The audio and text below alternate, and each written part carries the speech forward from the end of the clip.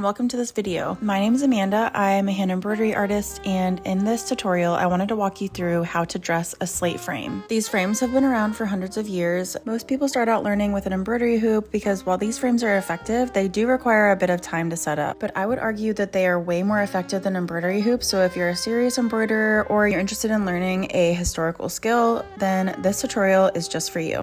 Before we get started, I wanted to give a huge thank you to CJ and Pete from Artful Fox. They provided me with their slate frame called the Mighty Frame, which is what I'm using in this video. They've shared a wealth of knowledge with me, and if it wasn't for their generous time and resources, this tutorial would not have been possible. They have a variety of slate frames and accessories, so go check out their shop. I'll leave it in the description. You'll need 7 needles, scissors, a tape measure, sewing pins, heavy-duty sewing thread, some cotton twine and cotton tape, a bracing needle, pliers are helpful, a pen and some cotton fabric, and of course a slate frame. Make sure to cut down your fabric and press it nicely before you get started, and then you'll make a 1/2 inch fold on both the top and bottom of the fabric. If your slate frame is brand new, you'll want to measure between the slat holes in the roller bar and then mark the center along the wooden dowel and the cotton webbing. Then you'll want to do the same with the edges of your fabric. Find the middle and then mark with your pen along the fold line. With the edge of the cotton webbing facing up and the folded edge of the fabric facing you, sandwich the fabric and webbing together, aligning them with the marks you made. The edges of the webbing and the fold of the fabric should sit flush together, and you can pin the 2 layers together starting in the center and then moving outward to pin along the sides. You only need about 5 or 6 pins for this.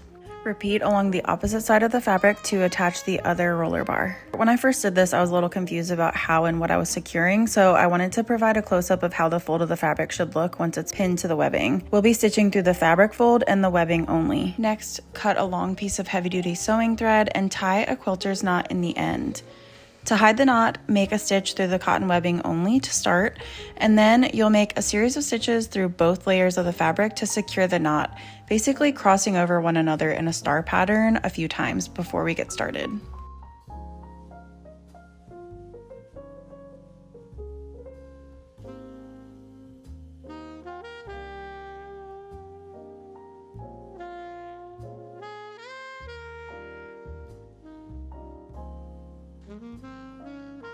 Then you'll work from the center outward. I'm going to start to the right, and I'm making long and short stitches that vary in length along and over the edge of the webbing. You want to keep these stitches about 3 to 5 millimeters in length, and it's really important to vary the length of the stitches because this will distribute the tension along the fabric more evenly, which will prevent it from tearing when you start to put tension on it.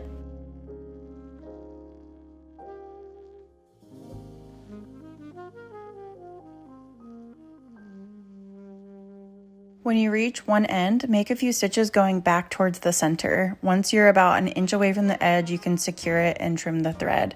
I prefer to use a sewing knot, but you can end this however you prefer.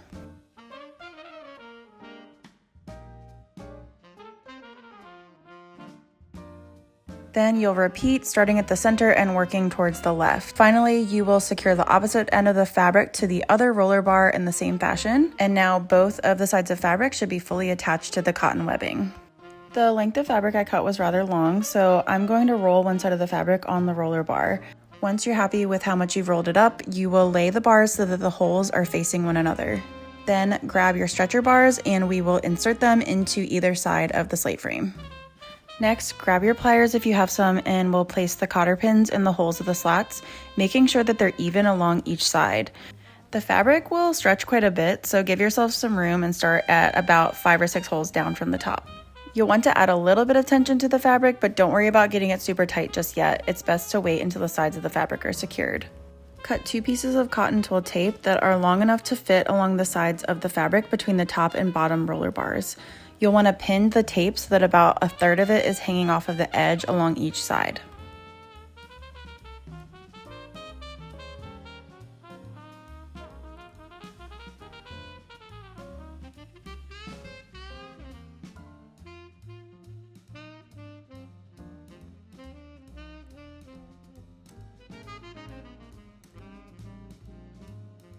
Then grab your heavy-duty sewing thread and secure the cotton twill tape to the fabric using a basting stitch.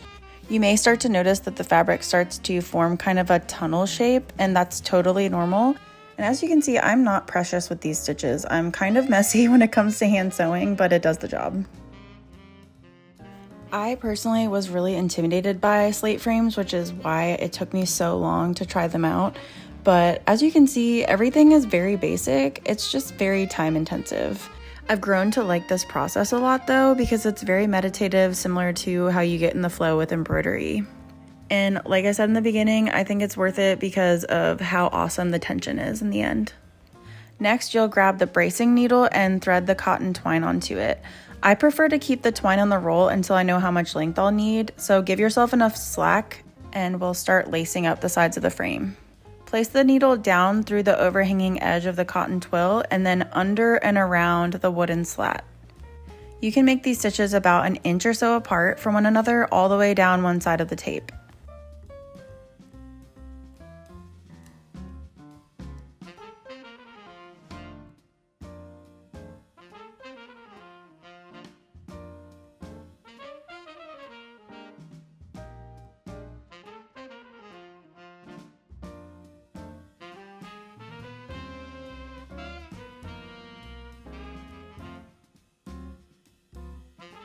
When you're done, you'll want to leave about 12 to 16 inches of thread along the top and bottom of the slat so you can secure it well.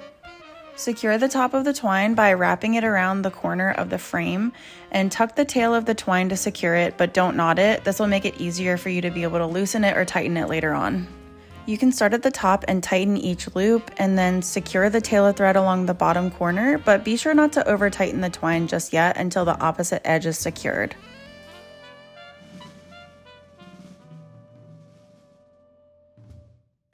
Then you'll want to repeat this process of lacing the cotton twine along the other side, and then you can tighten the twine as needed on both sides to provide adequate fabric tension.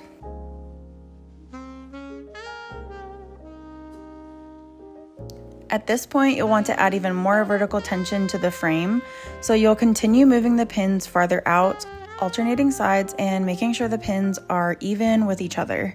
You may need to grab an extra pair of hands or use your shoe to place downward force. It gets pretty tricky towards the end.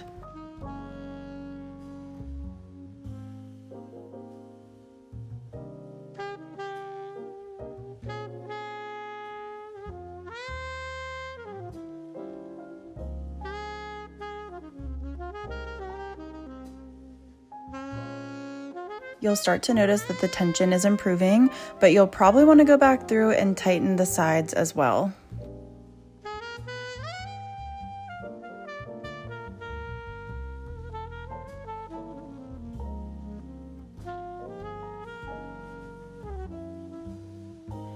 And then once you're happy with the tension, you're ready to stitch. I hope you all enjoyed this tutorial, and let me know in the comments, have you ever stitched with a slate frame before? Thanks for watching, and I'll see you in the next video.